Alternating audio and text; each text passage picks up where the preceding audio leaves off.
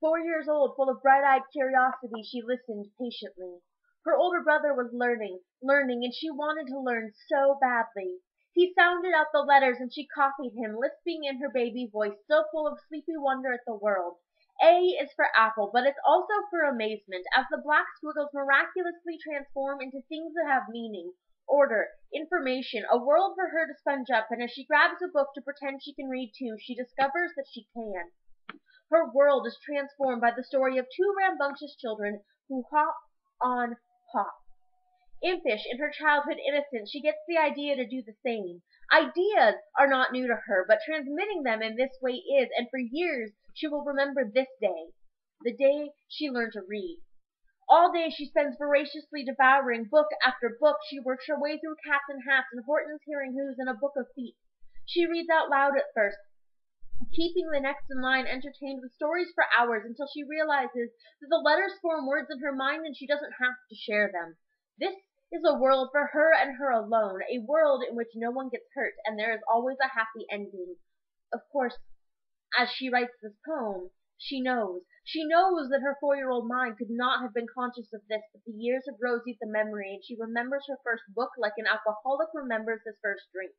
An addiction that starts because the drug is empowering. She can't stop. She reads everything.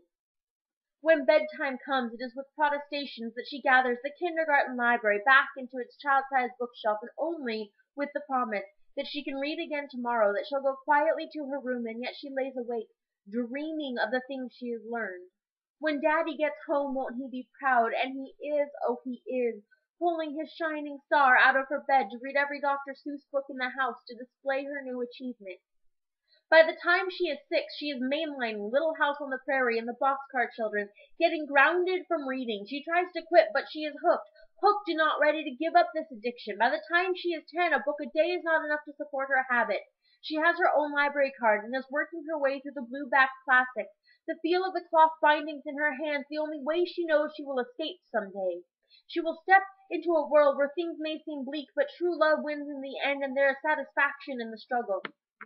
By the time she is 23, she is full of words and ideas and a desperate need to share them with the world somehow, in poems and in novels and in stories, and somehow just to share them, to give others this joy. She pushes books like some people push miracle pills, selling the virtues of living vicariously. She struggles to make her life like the one she sees in the book she'll always prefer, and she has given up on fighting this lifelong addiction to the written word, because at 4 years old, she listened, and she learned.